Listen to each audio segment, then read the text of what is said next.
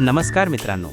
कोरोनाने फक्त आरोग्य व्यवस्थाच बदलली नाही, तर व्यवसाय, ग्राहक, बाजारपेठ आणि अर्थव्यवस्थेचे संपूर्ण स्वरूप बदलून टाकले.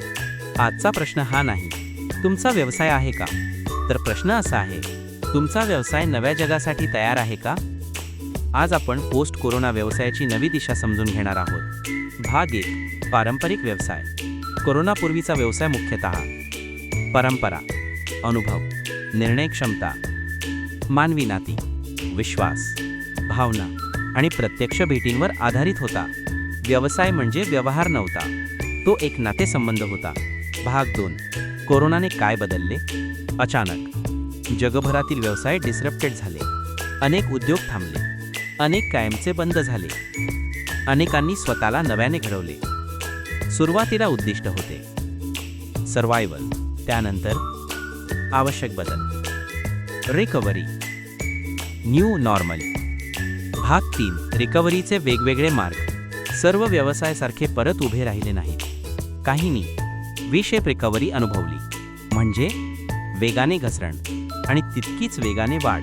काही व्यवसायांनी यू-शेप रिकव्हरी अनुभवली, म्हणजे थोडा काळ स्थिर राहून नंतर वाढ. परंतु सर्वात महत्त्वाचा प्रकार म्हणजे के-शेप रिकव्हरी. यामध्ये काही उद्योग झपाट्याने पुढे गेले, तर काही कायम मागे राहिले. पण के-शेप रिकव्हरीचा अर्थ फक्त एवढाच नाही. या काळात मोठ्या कंपन्यांनी लहान कंपन्यांचे मर्जर ॲक्विजिशन, स्ट्रॅटेजिक पार्टनरशिप यांच्या माध्यमातून मोठी व्यावसायिक परिसंस्था म्हणजेच बिझनेस इकोसिस्टम तयार केली. स्पर्धा एकट्या कंपनीची राहिली नाही, नेटवर्क विरुद्ध नेटवर्क अशी झाली. भाग 4. आधुनिक व्यवसायाची नवीन भाषा.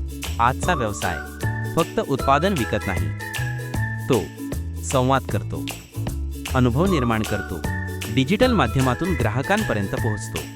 आज आवश्यक आहे नवीन संवाद पद्धती, digital marketing, platform economy, online presence, artificial intelligence, data driven decision making.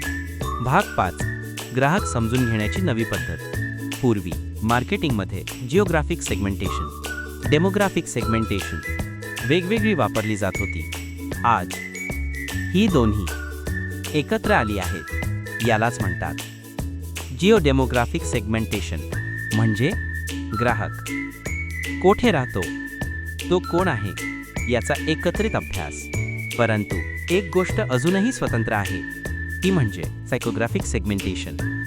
कारण दोन ग्राहक एकाच शहरात राहू शकतात, समान वयाचे असू शकतात, समान उत्पन्न असू शकते, परंतु त्यांची स्वप्ने, मूल्यव्यवस्था, जीवनशैली, विचार, निर्णय पूर्णपणे वेगळे असू शकतात. म्हणून आजचा व्यवसाय ग्राहकाच्या खिशापेक्षा त्याच्या मनाला समजून घेण्याचा व्यवसाय आहे. भाग 6. नेटवर्क इकॉनॉमीचे वास्तव. आज एकच उत्पादन, एकच सेवा सर्व ग्राहकांना सारखा अनुभव देत नाही. कारण आज अनुभव उत्पादनामुळे तयार होत नाही, तो तयार होतो नेटवर्कमुळे. Social media, online reviews, influencers, community, artificial intelligence, digital platforms यामुळे एका जिओ डेमोग्राफिक गटातील ग्राहकांनाही पूर्णपणे वेगळे अनुभव मिळतात. म्हणून आज एक्सपिरियन्स इकॉनॉमी प्रॉडक्ट इकॉनॉमीपेक्षा अधिक प्रभावी ठरत आहे. भाग 7. अर्थशास्त्राचे नवीन तत्त्व. पोस्ट कोरोना व्यवसाय समजून घ्यायचा असेल तर अर्थशास्त्राची काही मूलभूत तत्त्वे नव्या दृष्टिकोनातून समजून घ्यावी लागतील. संसाधनांचा सर्वोत्तम वापर, डिमांड आणि सप्लायमधील संतुलन, स्केल आणि स्कोप इकॉनॉमी, ट्रान्झॅक्शन कॉस्ट कमी करणे, नेटवर्क इफेक्ट वाढवणे, व्हॅल्यू क्रिएशन. आज डेटा, विश्वास, ब्रँड, ग्राहकाचा अनुभव, नेटवर्क ही सुद्धा आर्थिक संपत्ती म्हणजेच इकॉनॉमिक ॲसेट्स झाली आहेत. भाग 8. व्यवसाय वाढवण्यासाठी आवश्यक गुंतवणूक. फक्त भांडवल पुरेसे नाही, भविष्यातील व्यवसायासाठी 7 गुंतवणुका आवश्यक आहेत.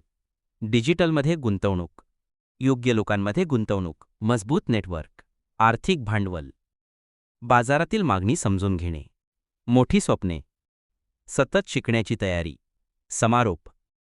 पोस्ट कोरोना व्यवसायाचा प्रवास असा आहे. ट्रॅडिशनल बिझनेस, डिजिटल बिझनेस, त्यानंतर नेटवर्क बिझनेस आणि आता इंटेलिजंट बिझनेस. लक्षात ठेवा, जॉग्राफी आणि डेमोग्राफी आज जिओ डेमोग्राफीमध्ये एकरूप झाले आहेत, परंतु सायकोग्राफी आजही स्वतंत्र आहे. कारण व्यवसाय ग्राहकाच्या पत्त्यावर जिंकला जात नाही, तो ग्राहकाच्या मनात जिंकला जातो. भविष्यातील सर्वात यशस्वी उद्योजक तोच असेल जो अर्थशास्त्र, मानसशास्त्र, तंत्रज्ञान आणि मानवी नातेसंबंध यांचा सुंदर समन्वय साधेल. मी डॉक्टर राजेंद्र परिजात, नॉलेज टुरिझम या उपक्रमातून व्यवसाय व्यवस्थापन, मानसशास्त्र आणि कृत्रिम बुद्धिमत्ता यांच्या संगमावर आधारित असेच विचार आपणापर्यंत पोहोचवत राहीन. धन्यवाद. पुन्हा भेटूया एका नव्या विचारासह.